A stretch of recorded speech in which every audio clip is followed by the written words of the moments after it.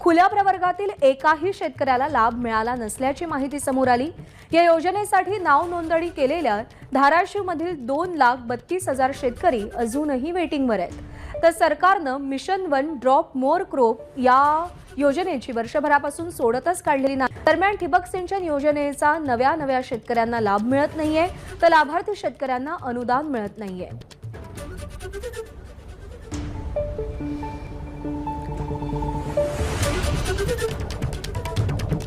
राष्ट्रीय कृषी विकास योजनेला ब्रेक लागलेला आहे, कारण का वर्षभरापासून अनुदान निघालेलं नाहीये। 2,32,000 शेतकरी अजूनही वेटिंगवर असल्याचं दिसतंय। शेतकऱ्यांसाठी सुरू केलेली योजना सध्या तिला ब्रेक लागल्याचं आपल्याला पाहायला मिळतंय। आणि या सगळ्या संदर्भात अपडेट जाणून घेऊयात। अप्पासाहेब शेळके आपले प्रतिनिधी सध्या आपल्या सोबत आहेत।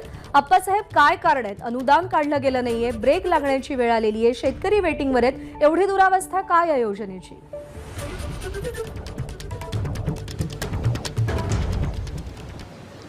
राष्ट्रीय कृषी विकास योजनेअंतर्गत शेतकऱ्यांना ही जी ठिबक सिंचनची योजना लागू केली जाते, खरं तर केंद्राची ही योजना असली तरी ह्याला राज्य पुरस्कृत अनुदान आहे। मात्र गेल्या वर्षभरापासून म्हणजे फेब्रुवारी 2024 पासून आज तागायत एकाही नवीन लाभार्थ्याला या योजनेचा लाभ मिळालेला नाही। आणि जे लाभार्थी शेतकरी आहेत त्यांचा जर विचार केला तर एकटा धाराशिव जिल्ह्यामध्ये तब्बल 7,65,00,000 थकीत अनुदान आहे आणि शेतकऱ्यांची संख्या ही 2,000पेक्षा ही अधिकची आहे। राज्यभराची ह्याची व्याप्ती बघितली, राज्यभरात ही योजना राबवली जाते। राज्यभरात 502 कोटीचं ह्या योजनेचं अनुदान थकीत आहे आणि लाखो शेतकरी आहेत की त्या अनुदानाच्या प्रतीक्षा यादीमध्ये आहेत।